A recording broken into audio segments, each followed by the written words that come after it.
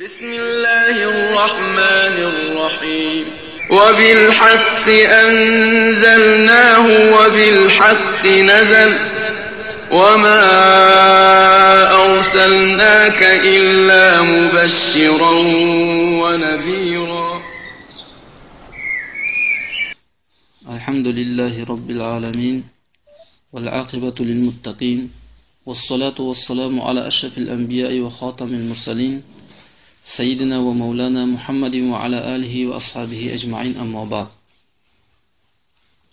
qiyomat ahvollaridan biz shafaat boblarini aytib o'tayotgan edik. Ya'ni shafaat boshda ham qilindi, o'rtada ham qilindi va oxirida ham mu'minlarga berilayotgan shafaatlar bo'lyapti. Alloh taolo bandalariga nihoyatda mehribon bo'lganligidan gunohkor ummatlariga shafaat yo'llarini ochib tashladiki, har bir odam ham, mu'min kishilar ham jannatga o'tib olgan kishilarki shafaat qilishga haqli bo'lib qolaverdi.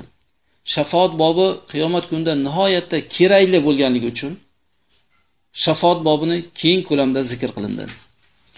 Abu Hamid o'zining Ihyo kitobining oxirida zikr qiladilar. Anas raziyallohu anhudan Payg'ambarimiz sallallohu alayhi vasallam bu hadisning isnodi hasan isnodlaridan, amal qilishlikka olinadigan isnodlardan, hadislardan Payg'ambarimiz sallallohu alayhi vasallam aytdilar: "Inna rajulan min ahli al-jannati yushrifu yawmal qiyamati ala ahli an-nari, fayunadihi rajulun min ahli an-nar wa yaqul ya fulan, hal ta'rifuni?" Bir kishi jannat ahlidan bir kishi qiyomat kunida do'zax ahliga borib bo'yin cho'zib qaraydi. Yushrifu ya'ni tepadan chiqib qaraydi. Jannat kishilari do'zax kishilarni ko'radi va ular bilan gaplashib turadi. Kofir bo'lganlarga senlarga jannat taomlari harom deb turadi. Ular bizga jannat taomlaridan va suvlardan bergin desa, sizlarga harom deb turadi. Mana shunday jannat do'zax ahllariga chiqib qaraganda bir odam do'zax ahlidan bir kishi unga nido qiladi. "Ey faloncha" dedi. "Meni taniyasanmi?" dedi. Fayaqulu la wallahi ma a'rifuka man anta. Aytadi, "Yo'q, tanimadim seni. Kimsan?" dedi. Fayaqulu ana allazi mararta bi fi dunya yawman fastasqaytani shurbata ma'in fasaqaytuk. Men shunday odamman dedi. Dunyoda meni oldimdan o'tgan eding-ku. Bir kunda mendan bir ho'plam suv so'ragan eding, sug'orishingni, men senga suv bergan edim dedi. Ya'ni bu odamning qalbida iymoni bor, do'zaxda yotgan kishining iymoni bor. Qala qad araftu, ha bildim dedi, eslaydi. Qala fashfali biha inda robbik. Robbingning huzurida o'sha barobarida meni himoya qilgan, shafoatingga olgin. O'sha suv bergan, sug'organ barobarimda. Fayasallallohu taala va yaqul inni ashrabtu ala ahli an-nari fanadani rajul min ahliha. Faqala hal ta'rifuni? Faqultu la, man anta? Qala ana alladhi istasqaytani fi ad-dunya fasaqaytuka fashfa'li biha fashaffi'ni. Fayashfa'uhu Allahu taala fayu'maru bihi fayakhruju min an-nar. Bu odam aytadiki, jannat ahli kishi Allohdan so'raydi va aytadi: "Albatta men dedi, men do'zax ahlidan do'zax ahliga chiqqan edim. Menga uning ahlidan bir kishi nido qildi. Aytdi, "Meni taniysanmi?" deb. Men "Yo'q" dedi. "Kimsan sen?" dedim. U aytdi, "Dunyoda mendan suv so'ragan eding, men seni sug'organ edim. U mana shu sug'organim barobarida men uchun shafaat so'ragin" deb aytdi. Menga shuni shafaatini bergin ey Robbim dedi. Alloh taolo shafaatini beradi unga. U buyuriladi, bu do'zax ahdagi kishi u do'zaxdan chiqadi va jannatga kiradi. Mana Allohning ne'mati. Bir vaqt kelyaptiki, Alloh taolo shafaat bobini ochib tashlayapti hammaga. Shafaat eshigini ochyapti. Navbatdagi bobdan shafaat qiluvchilar, do'zaxga kirgan kishilarning shafaat qiluvchilar to'g'risida va Payg'ambarimiz sallallohu alayhi vasallam shafaat qiluvchilarning 4taning 4-inchisi bo'lib kelishligi, ya'ni 4taning 4-inchisi degani oxirida Payg'ambar sollallohu alayhi vasallamga 4-chi o'rinda shafaat beriladi, ya'ni boshdagilardan tashqari bu. Oxirida 4-chi o'rinda shafaat qiladilarki, shunday katta shafaat bo'ladiki, bu maqomul mahmud deb ismlanadi bu ham. Va jahannamda mana shundan keyin boqiy qolayotgan kishilarning zikri to'g'risida bo'ldi. Shafaat qilinib, hamma mu'minlar qalbida g'ubor misolchalik iymoni bor bo'lgan kishilar jannatda do'zaxdan chiqib jannatga kirgandan keyin do'zaxda ahli do'zaxlar boqiy qoladi. Usmon ibn Affon rivoyat qiladi Ibn Mojaning sunanida. Payg'ambarimiz sallallohu alayhi vasallam aytdilar: "Yashfa'u yawmal qiyamati thalathatun." Qiyomat kunida uchta toifa shafaat qiladi. Al-anbiya'u, summal ulama'u, summa shuhada'u. Ya'ni bular eng muazzam holati, eng ko'p shafaat qilayotgan kishilar. Payg'ambarlardir birinchisi, keyin ulamolar, keyin shahidlar. Mana shu uchta toifa qiyomat kunida eng katta shafaatga haqli bo'ladigan kishilar. Ibn Simokdan yana rivoyat qilinadi. Bu kishi o'zining sanadini aytib keladi. Abu Zarodan qola Abdulloh ibn Mas'ud raziyallohu anhu aytadilar: "Yashfa'u nabiyukum Robi'a 40." Sizlarning payg'ambarlaring 4taning 4-tinchisi bo'lib shafaat qiladi. Jibril, birinchi Jabroil alayhisalom, summa Ibrohim, keyin Ibrohim alayhisalom, summa Musa va Isa, keyin Musa yoki Isa alayhissalomlar, summa nabiyukum sallallohu alayhi vasallam, keyin sizlarning payg'ambarlaringdir. Summal malaikatu, summa nabiyuna, summa siddiquna, summa shuhada'u. Keyin bundan keyin asosiy katta shafaat qiluvchilar haqida bayon qilib, keyin farishtalar bilan shafaat qiladi, keyin boshqa payg'ambarlar, rostgo'y siddiqlar, shahidlar shafaat qilib ketaveradi. Va yabqa qawmun fi jahannama yuqalu lahum, jahannamda bir qavm qoladi, ular haqida aytiladi, sallallohu ma salakakum fi saqar. Sizlarning do'zaxga tushib qolishlaringga, do'zaxga yo'l olishlaringga nima sabab bo'ldi? Saqar do'zaxiga. Qalu lam nakum minal musallin va lam nakun nut'imul miskin. Oyatini zikr qildi. Ular aytadilarki, 4 ta narsani. Lam nakum minal musallin, namoz o'quvchi bo'lmabmiz. Namoz o'qimabmiz hayotda. Va lam nakun nut'imul miskin, miskinlarni ovqatlantirmabmiz. Va kunna nakhudu ma'al xoidin. Bosh suquvchilar bilan dinni masxara qilishga bosh suqib ketibmiz. Va kunna nukadibu biyamiddin, qiyomatni yolg'onchilibmiz. Eng katta bu yerdagi ularning azobga sababchi bo'lishiga qiyomatni yolg'onchi deyishlikdir. Hattoki fama tanfa'uhum shafa'atu shafi'ingacha o'qib berdilar. Shafaat qiluvchilarning shafaati ham ularga foyda bermaydi.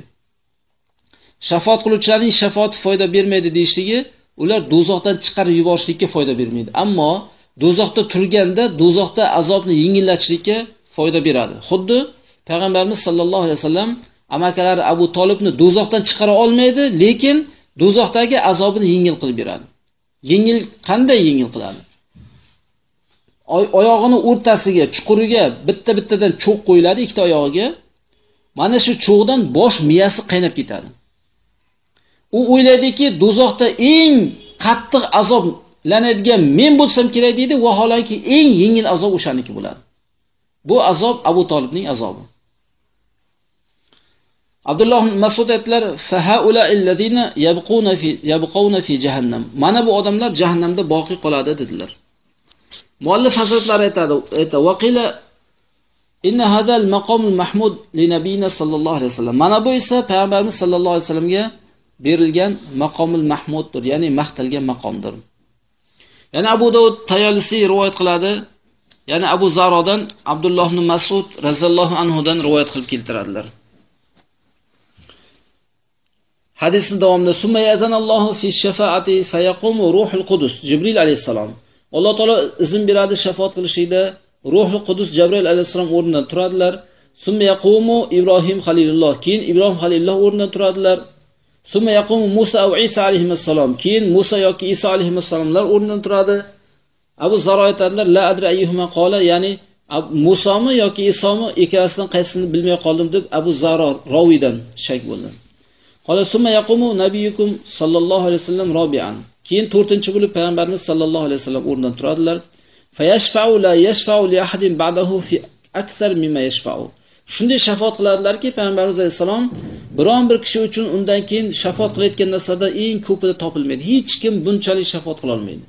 Juda katta qismni payg'ambarimiz sallallohu alayhi vasallam do'zaxdan chiqaradilar. Va hol maqomul mahmudul ladzi qala Alloh taala, bu maqomul mahmudki Alloh taolo u to'g'risida aytgan, astagfirullah, asa an yab'athaka robbuka maqoman mahmuda. Shoyatki Robbingiz sizni maqtalgan maqomda tiriltirsa. Ya'ni bu eng maqtalgan maqom hisoblanadi. Bu hadis ham hasan hadislardan.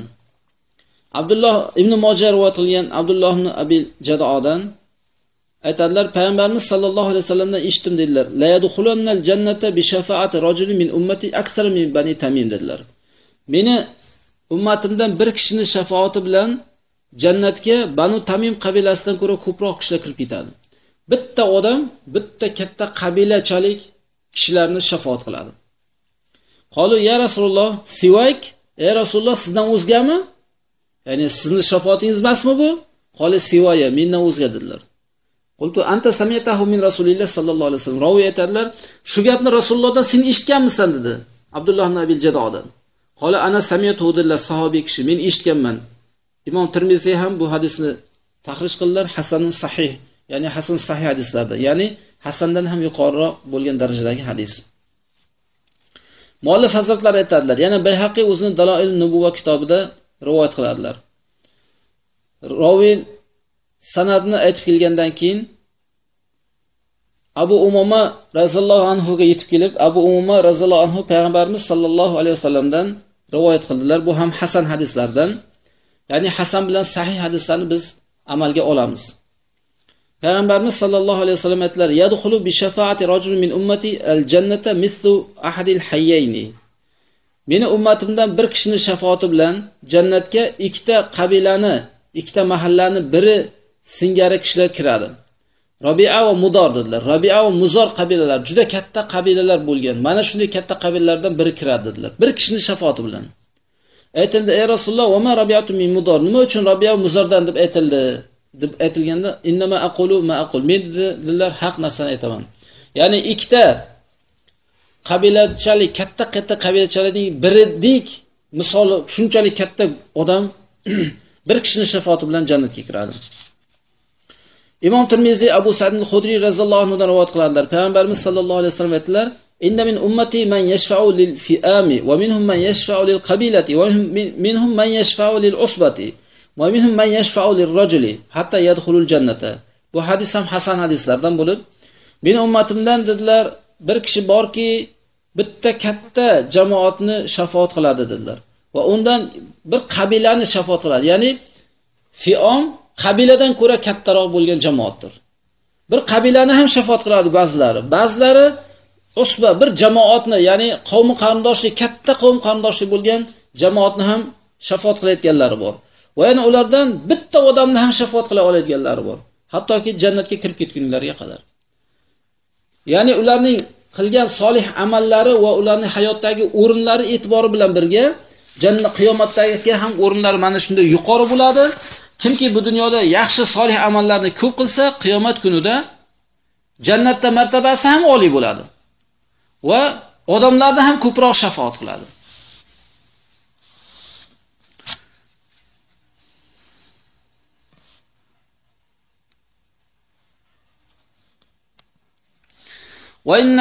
وإن قدرنا الآية في الأصات من الموحدين فيحتمل أن يكون الخزي بمعنى الحياء. Yani ba'zi bu yerda qarama qarshiliklar bo'lib qolishi mumkin degan ba'zi bir odamlarda agar fikr tug'ilsa, qanday qilib do'zaxga kirgan odamlarni shafaat qiladi, Alloh taolo yordamsiz tashlab qo'ygan deyilgan kishilarni shafaat qanday qiladi deyilganda, bunda musannif hazratlari bunga bir qancha raddiyatlarni bildirdilar. U jannat do'zaxdagilarni yordamsiz tashlab qo'yadi deyishligi u kofirlar e'tibori bilan birga. Mu'minlarni esa yordamsiz tashlaydi degani ularni xuddi shunday holatida muvahhid kishilarni tashlab qo'yadi. Bu hayo ma'nosida ham bo'ladi deb ba'zi bir kishilar raddiyatlar bildirib keldi. Ya'ni bu bizga tortishuvga urinmas bahsimiz. Bobu minhu fi shufa'i va zikr jahannamin. Shafaat qiluvchilar to'g'risidagi bob va jahannam ahllarining zikri. Ibn Muborak rivoyat qiladilar Amr ibn Osdan, Abdulloh ibn Amr ya'ni Payg'ambarimiz sallallohu alayhi vasallam aytdilar: "Inna siyama wal Qur'ana yashfa'ani lil 'abdi." Roza va Qur'on bandani shafaat qiladi dedilar. Yaqulu siyam, roza aytadi: "Robbi, manatahu at-ta'am wa sharaba wa shahawati bin-nahari fashaffi'ni fihi." Va yaqulu al-Qur'an: "Manatahu an-nawma bil-layli fashaffi'ni fihi fayashfa'ani." Roza aytadi: "Parvardigor, sen uni taom bilan va sharob bilan man qilding va shahvatlar bilan man qilding kunduzda. Kunduzda yeya olmadi. Roza bo'lganligi uchun ovqat yeya olmadi, ichimlik icha olmadi. Shahvatdan man bo'ldi. Menga uni shafaat qilishga izn bergin" deb aytadi. Qur'on aytadi: "Robbim, sen uni kechasida man qilding." Ya'ni Qur'on tilovat qilishi bilan Ramazon oyida kechasida Qur'on tilovat qilishi bilan, misol tarovihlarda yoki xatm qilishlarda Qur'on tilovat qilishi bilan uyqudan qolganligi uchun mana shu narsani vajh qilib ko'rsatdi Qur'oni Karim. Shunda menga shafaatni bergin deydi va ikkalasi shafaat qiladi. Bu ham sahih isnod, ya'ni isnodi sahih bo'lgan rivoyatlardan. Imom Muslim zikr qiladi Abu Sa'id al-Khudri radhiyallohu anhu da, ya'ni bu jahannam ahlarini aytib kelgan paytida hattoki hadisda aytadi: "Hatto idza khalasal mu'minuna minan nari fawallazi nafsi biyadihi ma min ahadin minkum bi ashaddi munashadatin lillahi ta'ala fi istifa'il haqqi minal mu'minin yawm al-qiyamati li ikhwanihim allazina fin nar." Mu'min kishi do'zaxdan xolis bo'lib olsa, o'zi do'zaxdan qutulib oldi, kimlarnidir shafaati bilan yoki Alloh taolo kechirdi, ko'p istig'for etgan misol yoki solih amallari saqlab qoldi. Xullaski do'zaxdan qutulib bo'ldi. Shunda jonim qo'lda bo'lgan zotga qasam dedilar payg'ambarimiz sollallohu alayhi vasallam. Sizlardan biron bir kishi yo'qki, Alloh uchun qattiq iltimos qilib so'rashlikda, qiyomat kunida o'zlarining do'zaxda bo'lgan birodarlari uchun mu'minlardan haqni to'la qilib olishlikda qattiq iltimos qilib so'rashlikda sizlardan ko'ra biron bir kishi bo'lmaydi. Jahannamda qolib ketgan birodarlaringni Allohdan qattiq so'rab jahannamdan chiqarib olishlikda sizlardan ko'ra qattiq yalvorib so'raydigan kishilar bo'lmaydi. Do'zaxni azobini ko'rib jannatga o'tgan kishi bu narsani qadriga yaxshi yetadi.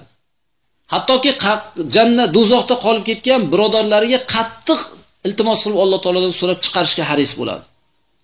Payg'ambarimiz sollallohu alayhi vasallam hayot vaqtlarida do'zax va jannatni ko'rib kelganlardan keyin Merojga chiqib, dushmanlariga ham juda qattiq haris bo'ladiki, o'ldiraman deb turgan dushmanlarni ham islomga kelishligiga juda qattiq haris bo'ladilar. Qancha o'ldiraman deb qattiq dushmanlik qilgan kishilarni Makka fath bo'lganda, hatto o'ldirishga buyurgan kishilarni ham bir qanchasini payg'ambarimiz sollallohu alayhi vasallam kechiradilar va Allohdan kechirim so'raydilar. Dushmaniga ham jahannamning azobini ravo ko'rmaydilar. Chunki jahannam azobi shunchalik qattiqki, hech kimga ravo ko'radigan darajada emas. Mu'minlar jannatdan xolis bo'lib chiqqanlardan keyin o'zlarining birodarlariga qattiq tarmashadi qutultirish uchun. Ibn Majah shu lafzda chiqardi, yana Abu Sa'id al-Khudri radhiyallohu anhu dan payg'ambarimiz sollallohu alayhi vasallam aytdilar: "Idza khallasallohu al-mu'minina min nari wa amanu fama mujadaratu ahadikum li sahibihi fil haqqi yakun lahu fi dunya ashadda mujadaratan min al-mu'mina fi ikhwanihim allazina dakhalu nara." Alloh taolo mu'minlarni do'zaxdan xoli qilgach, qutultirib bergach, xalos qilgach va ular xotirjam bo'lib olgach, do'zaxga qaytib kirmasligini bilgach, sizlarning birontalaringiz o'z sohibi uchun haq to'g'risida dunyoda qanday janjallashgan bo'lsa, undan ko'ra qiyomat kunida o'z birodarlarini do'zaxga kirishligida undan ko'ra qattiqroq janjallashadi. Siz bir kishi bilan molingiz, pulingiz qolib ketmasligingiz uchun qanchalik janjallashasiz? Qanchalik tortishib, qozixonlik, boshqa xonlik hamma narsa bo'ladi. Xuddi shunday do'zaxga kirgan birodarlaringga ham xuddi shunday qattiq tarmashasizlar, ularni ham najot topishlik uchun. Qol yaqul robbana ikhwanana kanu, ey Robbimiz, ikhwanuna kanu, bizni birodarlarimiz bo'ldi-yu ular dedi. Fazakarahu bi ma'nahu, ya'ni yuqoridagi hadisning ma'nosini zikr qildilar. Yaquluna robbana kanu yasumuna ma'ana va yusalluna va yahujun. Ey Robbimiz, biz bilan birga roza tutardilar. Do'zaxdagi birodarlarimiz namoz o'qir edilar, haj qilardilar. Fayqallahum akhriju man araftum fatahrumu suwaruhum alan nar. Alloh taolo aytadi ularga, Alloh taolo tomonidan: "Boringlar, o'zlaring tanigan kishilaringni chiqarib olinglar. Do'zaxga ularning surati harom" dedilar. Fayakhrujuna khalqan katiran qad akhazatin naru ila nisfi saqihi va ila rukbatihi. Ular kelishadilarda juda katta qavmni chiqarib oladilar, odamlarni, xalqni. O't ularni soq boldirining yarmigacha ushlagan va tizzasigacha ushlagan. Ularning amal e'tibori bilan ba'zilarini boldirigacha ushlaydi, o't kuydiradi, ba'zilarini tizzasigacha. Yaqul robbana ma baqiya fiha ahadun mimman amartana bihi. Keyin aytadilar: "Ey Robbim, sen bizga buyurgan narsalardan hech kim qolmadi. Hech kim, biz bilganimizniki chiqardik." Alloh taolo aytadi: "Irji'u faman wajadtum fi qalbihi mithqala dinarin min khayrin fa akhrijuhu." Boringlar, qaytinglar. Kimniki qalbida bir dinor miqdorchalik iymonni topsanglar, yaxshilikni topsanglar, uni chiqarib olinglar dedi. Fayahrujuna xalqan katiran. Juda katta xalqni yana chiqarib oladi do'zaxdan. Keyin aytadilar: "Robbana lam nazar fiha ahadan mimman amartana bihi." Ey Robbim, bizga buyurgan kishidan birontasini qoldirmadik deydi. Summa yaqulu, keyin Alloh aytadi: "Irji'u faman wajadtum fi qalbihi misqala nisfi dinar min khayrin fa akhrijuhu." Boringlar qaytib dozoqqa. Dozoqdagi kishilarning qalbida bir dinorni yarim miqdorchalik yaxshilik bo'lsa, ularni ham chiqarib olinglar. Ular yana katta xalqni chiqarib oladilar. Aytadilar: "Robbana lam nazar fiha ahadan mimman amartana bihi." Robbim, ey Robbimiz, sen bizga buyurgan kishilardan birontasini qoldirmay, yarimta dinor miqdorchalik qalbida yaxshilik bo'lsa chiqardik. Alloh taolo irji'u faman wajadtu fi qalbihi misqala zarratin min khayrin fa akhrijuhu deb aytadi. Qaytinglar dozoqqa. Kimniki qalbida yaxshilikdan bir zarracha misqolchalik bo'lsa, shuni ham chiqarib olinglar. Fa yukhrijuna xalqan katiran, katta xalqni chiqarib oladi. Keyin Robbana lam nazar fiha khayran. Ey Robbim, unda biz yaxshilikni topmadik. Hammasini topganimizniki chiqardik deb aytadilar. Abu Sa'id al-Khudri raziyallohu anhu aytadilar: "Illam tusaddiquni bi hadal hadis." Agar sizlar bu hadisga meni tasdiqlamasanglar, bu hadis bilan faqra'u in shi'tum, agar xohlasanglar o'qinglar deb Niso surasining 40-oyatini o'qib berdilar. Astagfirullah, innalloha la yazlimu mithqala zarra va in taku hasanatan yudha'ifha va yu'ti min ladunhu ajran azima. Albatta Alloh taolo misqol misolchalik ham hech kimga zulm qilmaydi. Qalbida misqol misolchalik agar yaxshilik bo'lsa-ki, Alloh taolo zulm qilmaydi va agar yaxshilik bo'lsa shu narsa, qalbidagi narsa, uni bir necha barobar qilib ko'paytirib beradi va o'zining huzuridan katta buyuk ajrni beradi. Qalbidagi misqol misolchalik yaxshilik bormikan, demak ularni ham Alloh taolo jahannamdan ozod qiladi. Fa yaqululloh taala, Alloh taolo aytadi: "Shafa'atil malaikatu va shafa'an nabiyuna va shafa'al mu'minun." Farishtalar shafaat qildi, payg'ambarlar shafaat qildi, mu'minlar shafaat qildi. Va lam yabqa illa arhamur rohimin. Endi bu yerda faqat shafaat qilishga Alloh qoldi. Rahim qiluvchilarning eng rahim qiluvchisi qoldi. Mu'minlar, payg'ambarlar juda ham rahim qilardi. O'zini haqida dunyoda qanchalik qattiq tortishib bir-biridan olishga haris bo'lsalar, qiyomatda birodarlarini do'zaxdan qutqarishga shunchalik haris bo'lardi. Ammo Alloh taolo ulardan ko'ra ham rahimdilroq bo'lgan zotdir. Rahim qiluvchilarning eng rahim qiluvchisi qoldi dedi. Buxoriyda rivoyat qilingan hadisda: "Va baqiyat shafaati, meni shafaatim qoldi" dedi Alloh taolo Arhamur Rohimin o'rniga. "Va lam yabqa illa Arhamur Rohimin" de o'rniga fayaqbidu qablatan minan nari fayukhriju minha qauman lam ya'malu khayran qattu. Alloh taolo do'zaxdan bir qabza oladi. Undan bir qavmlar chiqadiki, biron bir yaxshilikni qilmagan qavmlar chiqadi. La ilaha illalloh degan odamlar chiqadi. Shunchalik Alloh taolo do'zaxdan chiqarib yuboradiki, odamlarni Arhamur Rohimin bo'lgan zotligi ko'rinadi. Bilinadi odamlarga. Ya'ni Alloh taoloning rahmdil bo'lgan zoti sifati mana shu yerda ham o'z kuchini ko'rsatadi. Qad adu humaman. Ular qora ko'mir bo'lib ketgan edi do'zaxda. Fayulqihim fi nahrin ala aflahil janna. Jannat og'zidagi dengiz daryoga ularni tashlaydi Alloh taolo. Yuqollahu nahrul hayot, bu daryoni hayot daryosi deb atalardi. Fayahrujuna kama takhrujul habatu fi hamilis sayli. Undan chiqib keladilar, xuddi sel oqizib kelgan bir don singarichalik chiqib keladi dedilar. Ala tarawnaha takunu ila al-hajari aw ila ash-shajari takun ma yakunu ila ash-shamsi asfar va akhdar. Va ma yakunu minha ila az-zilli yakunu abyad.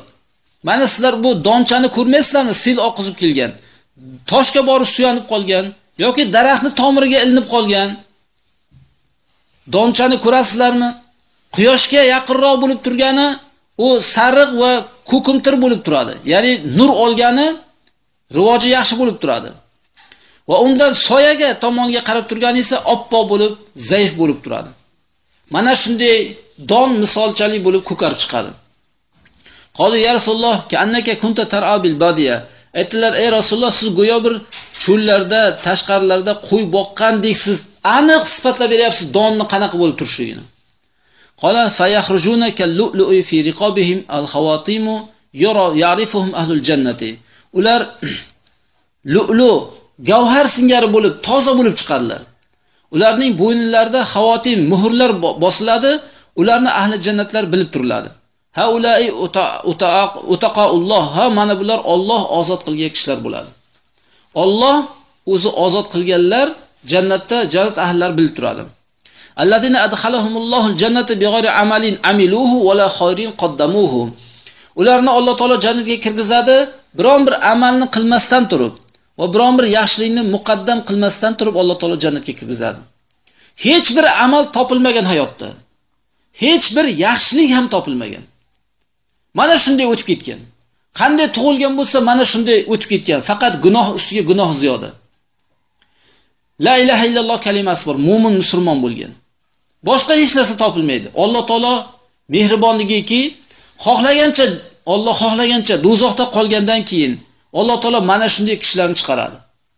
Ulamolar aytishgan mana shu hadisning tafsirida muhaddislar aytganlar, payg'ambarlar, farishtalar, mu'minlar shafaat qiladi kimni? Do'zaxdagi qolgan mu'minlarniki, ularda qandaydir amal topilgan bo'lgan hayotda. Qandaydir yaxshilik amali bor bo'lgan, mana shularni shafaat qila oladi mu'minlar, payg'ambarlar, farishtalar. Ammo biron bir amal topilmagan bo'lsa, uni Alloh shafaat qiladi. Va bighayri amalin amiluhu, amiluni amalga sifat qilib bog'ladi. Biron bir qiladigan amali yo'q edi. Ya'ni amaldan asg'arot ham yo'q edi. Hech qanday amal topilmadi. Va hech qanday yaxshilikni ham muqaddam qilmadi. Inson shunday odam topiladimi? Inson mu'min bo'lgandan keyin ba'zi bir yaxshilikni qiladi-yu. Bir mu'minga ochiq chehra bilan gapirishing ham sadaqa deganlar Payg'ambar sollallohu alayhi vasallam. Hayotda bir kishiga ochiq chehrada bo'lmaganmi? Bu yerda kelyaptiki, demak, yaxshiligi yo'q bo'lgan. Shunaqa narsalar ham yo'q bo'lgan. Biron bir yaxshilikni qilmagan. Yoki qilgan bo'lsa, nimandir evaziga qilgan, habata bo'lib ketgan. Yo'q hech narsa. Mana bularni Alloh taolo qiyomat kunida shafaat qiladi. Fayaqul Alloh taolo aytadi: "Lakum indi afdalu min hada." Sizlar uchun meni huzurimda bundan ko'ra afzal narsa bor dedi. Fayaquluna ya Robbana va ayyu shay'in afdalu min hada. Aytadilar: "Ey Parvardigor, bundan ko'ra afzal narsa nima?" Fayaqulu ridoi fala askhatu alaykum ba'dahu abadan. Meni roziligimdir. Sizlarga bundan keyin abadiy g'azab qilmayman. Allohning mehribonchiligini qarang. Shuncha yomonliklarni qilyapti, biron bir yaxshi amalni qilmayapti. Alloh taolo jannatga kirgizyapti. Yana Alloh rozi bo'lyapti shundan. Mana onaning bolaga mehribon bo'lganidan ko'ra Allohning bandalariga mehribon bo'lishligi. Onani yoki otani qalbida qolib ketadi biron bir yomonlik qilsa bola. Ammo Alloh taolo roziman deyapti. G'azab qilmayman abadiy deyapti.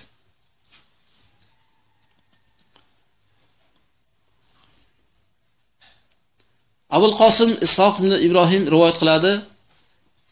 Ibn Abbos raziyallohu anhudan Payg'ambarimiz sallallohu alayhi vasallam aytdilar: "Idza farag'allohu min al-qada'i bayna xalqihi akhraja kitaba min tahti al-arsh."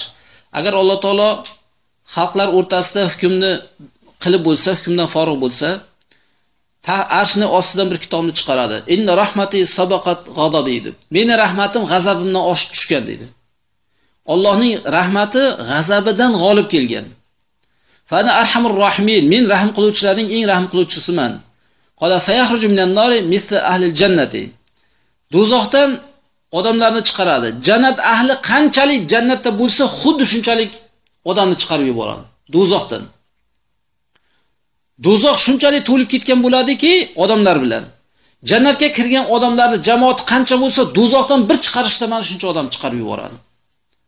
Aqola misla ahli al-jannati yoki roviyda shak bor, jannat ahlining 2 barobarchalik chiqaradi dedi. 1 barobarcha emas, 2 barobarchalik chiqaradi. Qala va aksaru zonni annahu qala mislay ahli jannati. Roviy kishi, rivoyat qiluvchi kishi aytadiki, meni gumonimni ko'prog'i jannat ahlining 2 barobarchalik chiqaradi degan gumonimda dedilar. Maktubun bayna ayunihim utaqaulloh. Ularning ko'zlari o'rtasiga, peshonasiga Alloh ozod qilgan kishilar deb yozib qo'yiladi. Alloh tomonidan chiqib kelgan kishilar bular. Utaqaullohlar bular. Alloh taolo peshonasiga mana shunday deb yozib qo'yadi. Avvalgi yuqoridagi hadis biz Alloh taolo ularni jannatga kirgizishligi haqida, biron bir amal qilmasdan kirgizish haqida rivoyat o sahih rivoyatlardan bo'ldi. Imom Muslim va Imom Ahmad rivoyat qildi va Imom Buxoriy ham mana shu mazmunda ba'zi bir ziyodalik va noqisliklardan ziyoda qildi. Ikkinchi hadis esa hasan hadislardan bo'ldi. Biz shu yerda mavzumizga yakun yasaymiz. Inshaalloh keyingi mavzularimizni yana mana shu shafaat boblaridan bayon qilib o'tamiz. Va sallallohu ala xayri xalqihi Muhammadin va ala alihi va ashabihi ajma'in.